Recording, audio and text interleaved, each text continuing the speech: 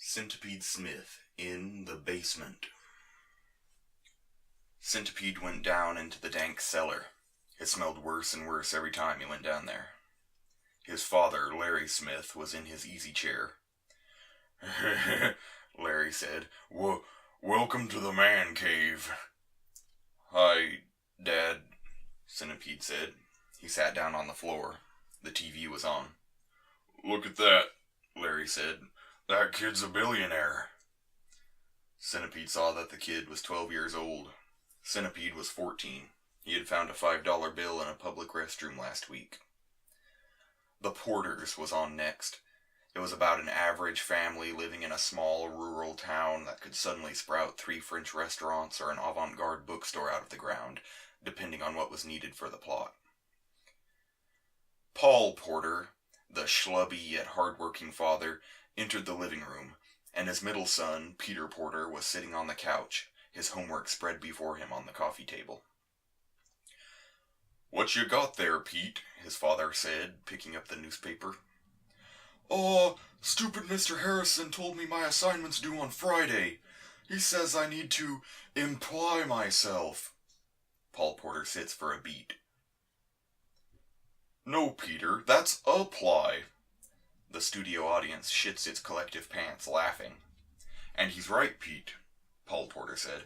Focus and determination are essential to a solid education. Oh, yeah, Peter Porter said. I guess you're right.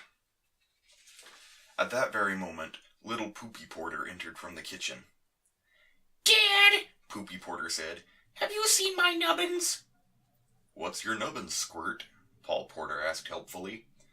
Oh, geez, Dad, it's just his dumb, stupid bunny rabbit, Peter Porter said. It's not dumb, stupid, Poopy Porter shrieked, and pouted so cutely that the studio audience vomited on their collective shoes. Now, Poopy, Paul Porter said, you can't just go around leaving your bunny rabbits all over the place. Maybe this will teach you a little something about responsibility. You're growing up, sport. No! Poopy Porter shrieked. I'm growing down! With that, little Poopy scrunched down into a ball next to the couch. The show continued.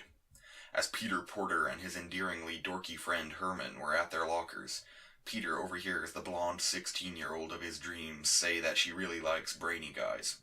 Peter takes Herman's glasses, at which Herman goes, Hey! And then tries to impress the girl, talking about physics in a German accent. It hilariously goes wrong.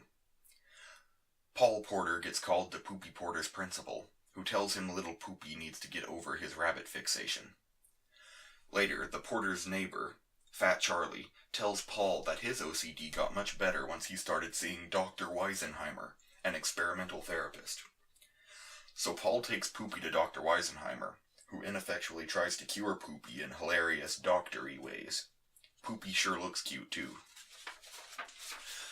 By the end, Poopy moves on from the rabbit by himself, as he really is aging at an alarming rate.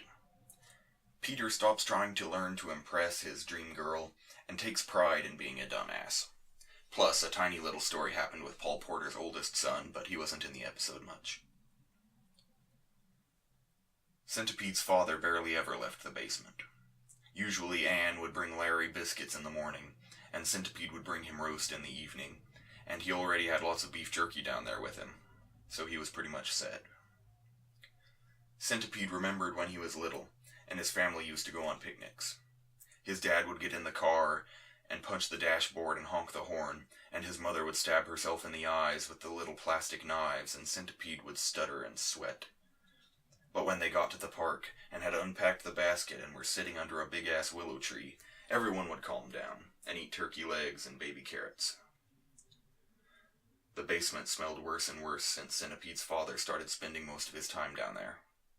Centipede had never smelled most of the smells of the basement anywhere else, unless you count being able to smell them upstairs sometimes.